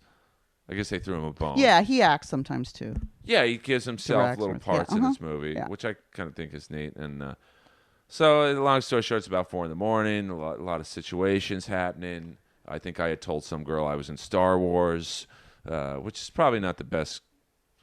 Phony. Oh, this is when you told her that you were a stormtrooper. 'Cause Yeah. they can't ever. Well, you could. You know, you're tall. It's and a great muscular and lie. Big. It's a great lie Did to it tell. get you laid? I did actually, but See, it worked. so I see Shane. I left this girl because I see Shane Black walk in, and he had like this bar at his house, like a full bar that you'd I see in a know. nightclub. I know. And I'm like, hey man, I don't mean to be a dick, and you know, when you say something like that, you're being a dick. I'm like, hey, but I do the best impression of the Indian from Predator. Do you mind if I do that to you right now, just because I know Oh, you'd appreciate no. it? Oh, And he just God. looks at me like, no. But I did it anyway. Did he throw you out? No, I won him over. 'Cause, Oh, good. you know, there's a lot of great impression comics. Rich Little. I have immense respect for impression comics. I can't do that. I do for the same reason because I can't I do can't it. do that at all. But you know, like Tammy Jo Deeren, who we were talking about, does. I told her that she looked like a female version of Gary Busey, and she does a Gary Busey impression that is fucking beyond. And I just fall on the floor every time. I mean, it's so spot on. It's unbelievable. Yeah, kill. I think I saw it. You know, And Maria Bamford, amazing impressions of different types of people. It's like, holy shit. I know Melissa Villasenor is like. Oh yeah, she's brilliant too. She's dead on with like I think, Her singing and stuff. Yeah. Christina Aguilera. Yeah, amazing. And Amazing. Jeff Richards. Do you know Jeff Richards? Of course. His Louis Anderson is. Oh, I haven't seen his Louis Anderson, but I know him, and I know his like new album, his videos and Yeah, his songs. he's and brilliant. like the British, like, you know, gay 80s guy. Yeah, like you know. very. I think he's inspired by like the Pet Shop Boys. Totally, and, all that stuff. He does the best impression of me, and I'm completely unknown, but he puts my glasses. Jeff on. Richards does? Yeah, and Oh, my he's God. got all my mannerisms. And, you know, Don Barris will late night at the Comedy Store. Jeff usually sits in the back, and Don will be like asking him a question as if he's me. Oh, that's And hilarious. he's like, "Oh yeah, absolutely." Earl, what do you think of your ex-girlfriend? And Jeff will be like, "Oh yeah, she's a real cunt."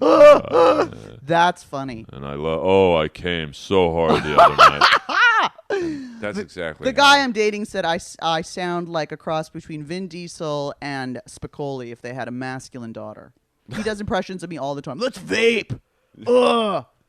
Dude, listen. He just calls me the rapist. I'm like, I don't, you know, he's like, even though you're manly, skinny and manly, I still adore you. I'm like, wait, did you just call me skinny and manly? You're skinny, but you are the furthest thing from Thank manly. you. Thank you. Even though but the lips, total Steve and Tyler, and a little bit of Tom Kiefer from Cinderella. He's got lips that just could devour. He must eat amazing pussy. Either one. I mean, those lips are just like, you know. And Gene Simmons with the tongue. It's like that guy Yeah, that must- tongue's pretty crazy. I mean, that's wild. And yeah, who else? Yeah, I guess those are the only three guys that would, you know. I mean, I don't do bad myself in that department. By the way, I do have an autographed picture of the Indian from Predator in my bedroom. I'll show it to you after. I'm sure you will. Well, no, I look just the picture. I have the weirdest collection of autograph frame pictures. I go to the frame store right down the street, and I don't think too many people had an autograph picture of Sonny Landham from Predator. So, and I also took in the same day a picture of Ron Jeremy and this porn star called Smalley Polly. He gave me an autograph 8x10. It's the best autograph I have because he's like, "To Earl, if you can find a smaller dick, suck it." And the guy at the frame store is looking at this going like, It's amazing. What kind of frame do you want? Oh, my God. I love it. So, I'm always obsessed with like B-movie actors and that's a dismissive term because I don't like. No, it's not. But I mean, I don't know if like these actual actors like being called a B movie. No, of course they don't. They're all striving to be A, but you know. But I mean, I think that person I had an affair with is like a C fucking movie actor. Yeah, but I love because obviously in any movie you have the stars who have to have the lead roles, but any movie I think is made by the secondary. Like you look at Tom Hanks in Philadelphia. Oh, so amazing! Great movie. And it's weird that I live in a gay neighborhood. That movie's like an iconic. Mm-hmm. I've never really seen it fully through. What? Well, listen, Amy, if I want to see a guy dying of AIDS, I'll just go to the supermarket. See, I just slipped in a joke there. It's an awful joke, but you're doing a set on me. You're doing a bit on me. This is my audition reel for Chelsea Lately. Oh, wait, that show's off the air. Fuck. So, well, if I do that joke ever, I've got the crowd on my hands because that's a joke I'm not very comfortable saying. Right. Because obviously it's edgy. Yeah, it's gonna be. For me, it's edgy. For you, it's probably an opener. That's about as edgy as I go. And the first time I heard the N-word story, that's a crazy. Yeah, I mean, story. when I was on the sober tour, I could talk about anything and they loved me. But when I was like opening for like college crowds and stuff, woo, was like I could be their mother, and I'm talking about shooting coke in my neck, and fucking they were like, whoa, it was just. Because college gigs, I don't think a lot of people realize this. You're basically told by I think what's the person in charge at the college, the entertainment director. That's not it, but it's. I know what you're talking about. And they tell you specific, like at the few I've done, it's like, hey, you can't talk about politics. No, this was actually at the Ice House. It was like a college age crowd. Oh, okay. It was like Comedy Juice or whatever. Because I know. I'm not a good host. I'm not a good host. And I feel the same way about me. I can't host. I'm just not good at it. Well, you can. You're funny enough where you could pull it off. It's not my forte at all. Because I think. Because I'm not happy. I'm not like a happy comic. I'm not like a smiley, like people like me because they're like, oh, I'm so glad I'm not her. Yeah. But which does make a good host. I mean, I think a good host, I feel better about myself now hearing about this bitch's life. Yeah, which I think is a great host. But I think some people, they want someone, and this is, once again, this might seem like a backhanded jab at someone, but I think a good host is like someone like Fraser Smith. Right. Who's so like likable. Oh, totally. And, I like, agree. He does like, hey, I went to the Clipper game. They said, what time does it start? Well, what time can you get here? That kind of humor. Absolutely. And, because you go, oh, this guy's like harmless and like God, likable. every time before Don Barris used to bring me on stage at the store, he would do that getting in a girl's vagina joke. And the crowd was so uncomfortable. And then he'd bring me up. I was like, really? Every time. Every time. Because then you have to follow this insanity of like. Yeah, he gets in the pussy and like gets. You've seen him do that whole thing, pulls it over his head and the whole deal. Yeah. Now, for those of you not going, what the fuck are they talking about? Don Barris, Comedy Store legend. I mean, he does a great job doing the warm up on Jimmy Kimmel, which is kind of funny to see him do the audience warm up for a Disney right based or owned show or whatever. Right. And then at the Comedy Store late night, his signature bit is called "Eating the Vagina." And Don's got a very long tongue, and he's just a great-looking dude. He's a real character. Yes. And he does a bit called "Eating the Pussy," where he simulates oral sex through it's a POV bit, and then he'll bring up someone like Amy or me or whoever. Hey, your next comic. And it made me a stronger comic following that because it's like, it's really hard. Don's a very, very hard comic to follow. Well, he's super high energy too. And Really in your face and aggressive and like fearless. And he's got this just amazing charisma. Yeah, and, totally. And you can't. I've seen a lot of comics bomb after him because it's like you just can't go right into your pre-planned. No way. Yeah. Of like Don's really funny. Sometimes when the crowd's not totally on board with him. He's like, oh, what do you want, a socks in the dryer bit? Hey, I just did laundry, and where's that other sock go? I mean, and it's like he's totally mocking the crowd of like, you guys are morons, and this is, so if you can follow Don, and usually Don closes the show, but he also hosts a lot of the comedy shows. You're a good comic because he makes you have to go out of your comfort zone. But you kill. I've never seen you have a bad set. So I in general did pretty well. But yeah, I mean, you have an amazing presence yourself, and like very much like Wendy O. Williams. Like, even though I didn't like her music necessarily, I was a fan because it was like, wow, this chick just captivates me. I was always scared of doing black crowds because I didn't think they would like me because I was Jewish. I got booked on an all black show. I was the only white girl, the only white comic, and the only white person in the audience. I think besides my, a friend and my ex-husband, and I absolutely crushed it because black people love the real shit, real fearless shit. And you were as real as it gets. So I've heard. I mean, you're not going to do a socks in the dryer bit. No. It's about, your life. Yeah. But that's why I love you, because it's... if you're not doing, trying to do therapy and educate people and dismiss, prejudice about certain situations and educate people through humor and, be honest and vulnerable, I don't know what the fuck you're doing on stage. Like, to do that and make people laugh. That's it. I like people who are really vulnerable with their comedy, who are themselves and fucking air their dirty laundry on stage. I think it takes balls and I think it helps people. Yeah, like who another friend of Tammy's, Lori Kilmartin. She totally does this bit about her dead dad. Oh, that's right. Like, it's funny to see what people find taboo. What they won't laugh at. They won't allow themselves to laugh at it. Like, I had a bit about raping my ex-husband, and people would really not be on board with it in the beginning. They were like, oh, God, it really... And then they couldn't help themselves. I would just keep pushing and acting it out and doing the voices, and they lost it. They absolutely lost it. Well, because I think it's... like, I used to worry about and I'm probably the furthest thing from an edgy comic, but, I used to do a 9/11 joke that... probably the best joke I've ever written, and I sometimes I wouldn't deliver it well because it's like I did it once, and this guy comes up to me afterwards and says, "Yeah, I lost my brother in Tower too." I'm like, I'm in a different 9/11. Yeah, if you back away and get scared of a joke, it dies. You're fucked. Yeah, I mean, I don't. You gotta sell it. You gotta be fearless. Yeah, or you have to find a way to. Like when I talk about the first time I heard the N-word, I just can't say that word on stage. It's just I can't. But I finally found a way to make the joke work. I think you're very edgy. I mean, I'm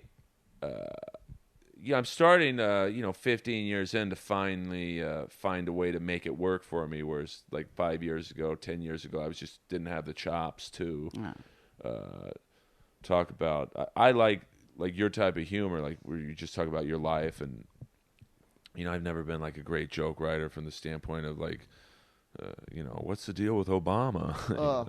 I just can't, But back then, that's what I did because it was, I wasn't confident enough. But I think when you show fear, the audience seizes that, and you are a fearless comic. So. No, I was terrified every time I was on stage. But I mean, you will talk about. Yeah. I mean, I was terrified, but I did it anyway. That's the stuff I can and want to talk about. It's the only stuff I really know about, and I'm really just kind of filterless. So, I mean, which is what makes my writing the way it is. I never read the comments on the Fix. You ever. can't. No, I mean, my dad's a writer, and he just said if you read the comments, half the time you think you should have won a Nobel Prize, and the other time, half the time you thought you should have fucking thrown yourself out the fucking window. So I don't want to read the comments because I don't want to pander to the readers, and I don't want to shy away from stuff that people find offensive. I want us to speak my truth, and that's why my editor loves me, because I just don't give a shit. Balls to the wall. I mean, usually when I'm when someone's courting me, I'll send them some of my stuff and be like, hey, this is my voice, and this is what I say, and this is kind of what I've been through. Like, can you hang? And it's my way of filtering. I mean, it's a defense mechanisms for sure. Well, yeah, I mean, I used to read the comments, of like my YouTube videos or Oh, whatever. brutal. Oh, they're just like, 3 comments in, the N-word's being used. And then I remember I did a live talk show at the Comedy Store with Willie Hunter, and he's a great dude, one of the younger comics up there, and he has his own talk show, and I'm the sidekick, and we had not an episode, but just a show we did there with Bill Burr, and Bill Burr is like a fucking killer. One of my favorites. And Amazing. We kind of got off on the wrong foot. Oops. At the end, I won him over, but I did a joke. I see a theme here. Well, yeah, I mean, I said something like, as a sidekick on Willie's show, it's my job to kind of like throw out a line and just kind of sit back. And I'm like, hey, Bill, you think Ric Flair ever did any cocaine? And he's a huge Ric Flair fan, which is why I did it. And he just looks at me and goes, why the fuck would you say that? Oh, shit. And, it's probably one of the few, and under 5 times in 15 years, I wanted to get off the stage so fucking fast. Because I thought he would think it was funny, that I researched enough to know he's a big Ric Flair fan. And I think he thought I was like asking him a serious question. Because if you've ever seen a Ric Flair promo, I don't know who that is. He's like basically probably the most famous wrestler other than Hulk Hogan. Oh, he's a wrestler. Okay, I blonde-haired forgot guy. That's your thing. That's my thing. It's like a soap opera, and his promos are great because he rambles and he's like super high energy, and he's clearly on some sugar booger, especially back in the day. Right.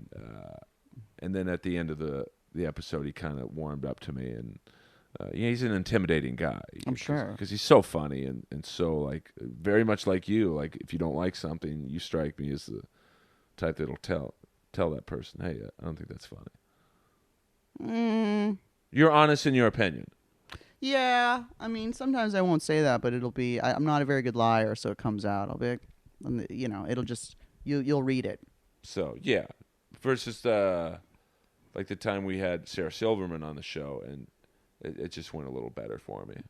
She was setting me up with these home run lines. Oh, nice. We just had a great chemistry right off the bat, where it took me a while to bond with Bill.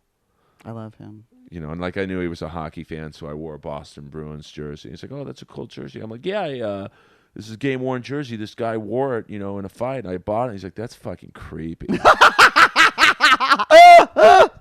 I was like, "Oh, fuck, everything I thought." That's hilarious. And it kind of is creepy. He was right. I mean, I used to be really scared to go on stage, so my image for the first probably 7-8 years was wearing hockey jerseys on stage that were worn and that had been fought in. It was like a shield for me. Like, I'm wearing this fighter's jersey, nothing can stop me. And Bill Burr really shut that down. I used to do kung fu before. I just do fake kung fu. Did you ever see me doing that? I'd be like, "Whoa!" Like bad, like fake karate, and be like, fuck it, you're the shit, and jump around and do like boxing moves. It was so stupid to get myself amped up and just like throw off any fear. Not at all. I mean, whatever. I'm all about the aura.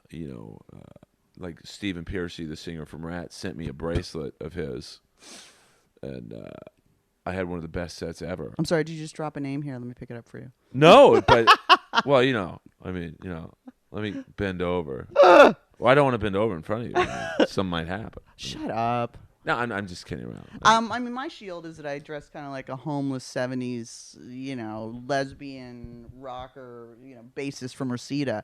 And it's like, I can be very feminine, but I holy t-shirts and cords and that kind of stuff. And it's like, that's why, it's better to be underestimated. That's why when someone sees you naked, they're like, holy fuck. Like, I didn't know that was under that. So I'm not someone who displays everything and cleavage and that's not my deal. Yeah, like you look right now like you could be the bass player in like the what's that female? The Donnas. I love the Donnas. Or maybe in the Bangles if they grunged it up. I mean, you got the cut-off shirt, boobs showing a little bit, but not enough. Well, enough to know I know they're nice. And they got the boots. And the whole back is totally ripped and open. So. Yeah, I mean, that's like a shirt I would see at a Motorhead show at the Ventura Theater, which is really... but like a bun with like a Bridget Bardot bun and kind of like a heavy black eyeliner. It's all very, Yeah, I mean, it'll put a rise in most guys' Levi's. I can assure you that much. But, it works for you, I mean, we all have a look. I'm not sure what my look is, but maybe like I like the beard. I like the gray beard, and I like the hair short, too. Oh, thanks. Yeah, I'm growing a beard. Just no reason. I shave so much when I'm clean shaven that I thought I'll grow it out for a month or two to just give the skin a break. And the gray is nice. I like the gray. I thought, oh, my God, it's gray hair. I got to cover it up. No, it's hot. I kind of like it. It's as vain as I am. What are you gonna do just for men? Fucking dye your beard? Yeah, it's not. It looks really stupid when people do that. I mean, I like to. This goes back to being secure enough now to just, be you. Fuck it. It's confidence. It's all confidence. Yeah. I mean, I'm old. I'm more confident now. I mean, whether I look better than I did when I was 25, I have no idea. I mean, I possibly, but it's all confidence, and that's what girls are attracted to, and that's what guys are attracted to. It's confidence. Yeah, and people believe about you what you believe about yourself. Oh, absolutely, and I think it took me till I was 44 to fucking learn that. It took me till I'll be 46 in a week. When did you figure it out? Probably about a week ago. But I mean, I would say in the last 4 years, I figured out that a quiet confidence is like instant, not Viagra, but instant attraction to the opposite sex. Of like not walking around like. Hey baby, but like last night at the Comedy Store, I had a good set, and this really attractive girl, not necessarily came on to me, but I could tell my quiet whatever was attractive to her. So, right. Whereas 10 years ago, I would have just, been looking like I don't know. Guys are a little afraid of me, so it doesn't. I can seem. People are like, oh, you're crazy and kind of aggressive and assertive and loud. And so a lot of guys are intimidated by me. But like I said, the people that have been with me know that I can be quite submissive and soft. And, that's just all, it's just all bullshit. It's all armor. Well, I think guys, a lot of guys, you can't say all, but most guys like a girl they can control and like mold into like, okay, you're going to be my bimbo girlfriend or what, and you're definitely not a girl who's going to be controlled. No, but I definitely attract people who are like see me as the ultimate challenge and try and domesticate me and tame me. And not that I'm not into that. I kind of like that. I like to be owned by someone. I like to be, it's like I like being in that kind of soft feminine energy. I don't want to be, So when I was 22, I was living in San Francisco, and this guy said, "You're too aggressive. You're too intellectual. You're too much like me." And I was like, a man with a pussy. What more could you want? It's not what guys want. So I'm trying to get into my more feminine energy now. Well, I think you're doing it right. Yeah. And, I think this is a good... I mean, I could talk to you for the next 4 hours. But let's see where we're at. Because the truth is, I don't know how to edit. And there's a certain point where it goes into another file. And I don't know how to... And we haven't closed the show properly? Oh, I think we have. I mean, we've... listen, we are at an hour and... 35 minutes. I mean, Jesus Christ. But see, this is why I don't like to plan. If I would have planned this interview, it would have probably lasted a half hour. Hey, Amy, tell us about your comedy. Amy, tell us about your relationship. Amy, tell me about what you got. And we just go. And most, people I don't vibe with like this, but there's a real a vibe between us. We get each other. Yeah, totally. Because we weren't, we were raised in very similar situations. We weren't raised differently. We went to the same fucking grade school, which is really bizarre.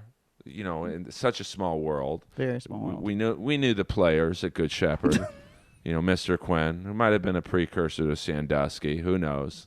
I mean, looking back, and I was an altar boy at Good Shepherd, and not for great religious reasons, but just because if you did the hard masses, you got to go to Disneyland at the end of the year. So I do the funerals, I do the weddings, I do the 6 a.m. masses, and I look back now and go, wow, a lot of priests from that parish kind of disappeared. Oh. And I was never molested, but that I know You hadn't of. come in your own yet.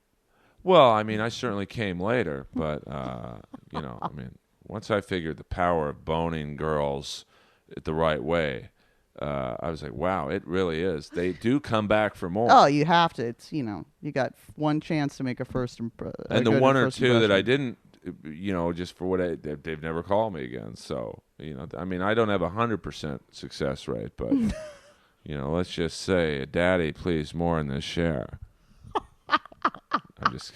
I'm talking like Ric Flair. I'm like, this is when I know the podcast should wrap up. When I'm amping up talking about, whatever. And I'm sure most of your men from the past look back favorably. Look back favorably on me? On the sexual Olympics. I honestly have no idea. I don't talk to most of my exes, so. Well, I do, because you got to lay the seed for the dry spells that I keep in good with all of them. So you just sometimes you hit a dry season and you go back. You dig around in your fucking romantic trash. You go, that one wasn't that bad. Yeah, Let me blow this off. Hold on. She had big tits. Gave a hell of a BJ in the back of the Ford Expedition. Oh, I can't believe men think like this. So disturbing. Well, I think like this. No, but then all men think like this. I'm sure you're right. Well, I mean, they always do come around again. My friends and I make jokes about that. They always fucking come back around. Yeah, if because you... Yeah, always. It could be a while, but they always come back. Not necessarily people you've broken their hearts, but definitely people you just, I mean, I've probably broken their world. One girl's heart, and but there's still time though. Well, but I'm not into that. I've never been broken up with a lot until recently, and so it's a whole deal. I mean, it's no fun. There's a lot of baggage. Yeah. So, but we're back on track. Daddy's back on track. Good. Good to know, Papa. I'm making inroads. So, Amy, I don't know if you can give out your Twitter. Yeah. Do you want to give it out, or? Yeah, I mean, it's if as long as it's not someone connected to my ex-husband, I'll accept you. So if you know who he is, don't send Amy a friend request. Spell it out, because I'm going to be honest with you. My fans, I love them, all 7 of them, who will listen to this. They're dyslexic. Well, they're not the smartest group. I mean, these are people who think pro wrestling's real. It's at Amy Dresnar, AMYDRESNER. And if you go to www.thefix.com and you plug in, search Amy Dresnar, I've written probably 40 articles for them.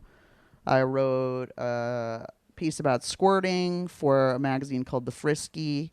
I wrote a piece about hookup culture for a magazine called Unbound Box. I've got a piece coming out in Cosmo Latina. I wrote for Refinery 29. You Google me, all my stuff will usually come up. Wait, are you saying that you squirt? No comment. Okay, no condom? I don't know. No use comment. Oh, I said. Okay. Oh, sorry. Well, no, I mean, I know that you're a thorough. You don't write researcher. You don't write. You strike me as the type of someone that you don't write what you don't know about. So, I'll leave it. I think that's a good, this will be the 42nd podcast of Inappropriate Earl, and I've never ended on a possible squirting outing. I like to leave things out in the air. People like to just grab guessing. Curiosity, Curiosity killed the cat, and it almost gave me herpes at the Playboy Mansion the one time. When Vince Neil said, hey, let's go into the grotto. I'm like, I'm good. Vince. And Vince dove in head first. Vince, like I know him.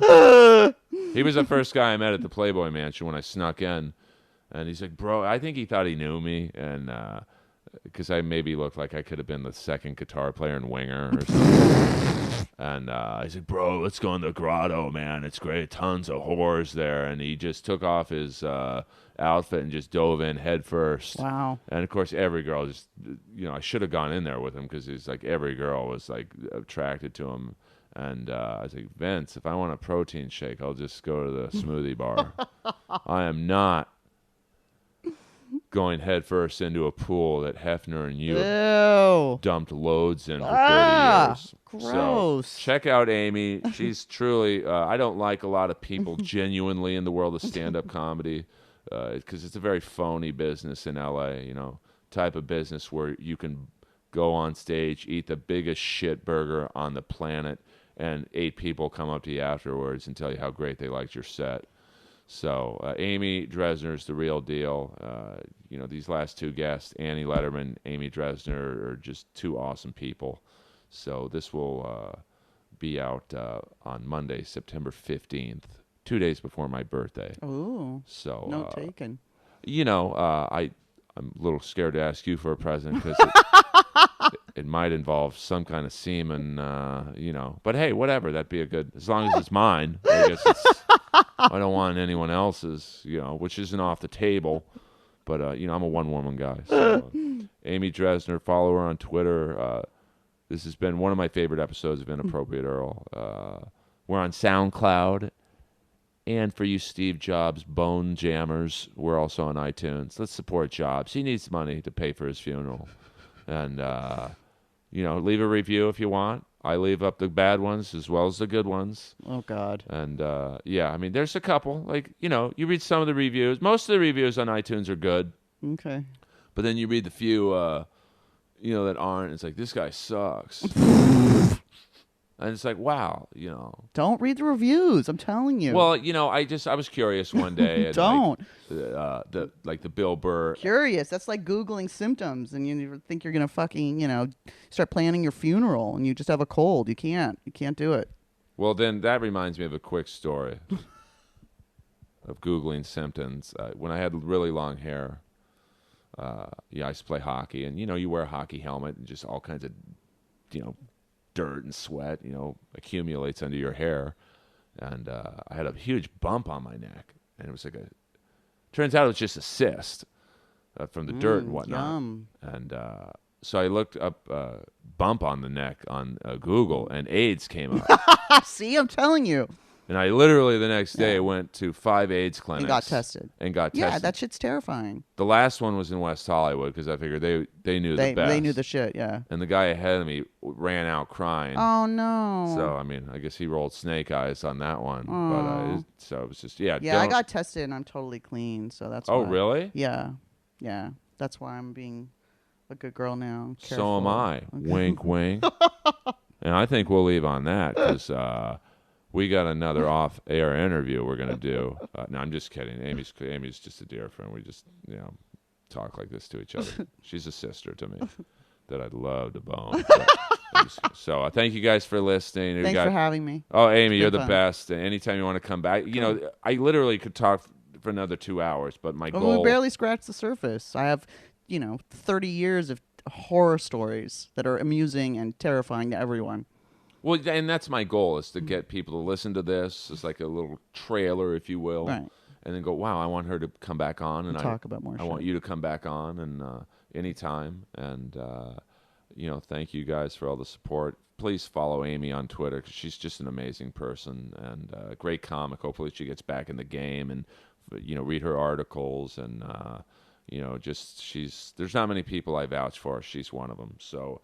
next guest coming up on Inappropriate Earl, this is what they call like coming attractions, is the great drummer from Cinderella, Steady Freddie Corey Curry, also drummed an arcade after Cinderella hit their thing, And when Nirvana and Pearl Jam came along, those 80s bands were just swallowed up like Pac-Man. And but Cinderella's a survivor. They still tour, so they're one of the few that have, lasted the test of time. Go check out Long Cold Winter, probably their finest work. And also Night Songs, their debut, of which Bon Jovi took all the publishing for. It's a cold business, man. You want to make it, guys? Well, I get the publishing. So that's why Fred's probably doing my podcast. So thank you, John Bon Jovi. Loved Bon Jovi when he was the second guitar player in Scandal with Patti Smith, but that's probably something John doesn't want over the air. So, and a lot of people are asking me, how do you become a guest on Inappropriate Earl? You just have to have a car that'll take you to where I live. That is all.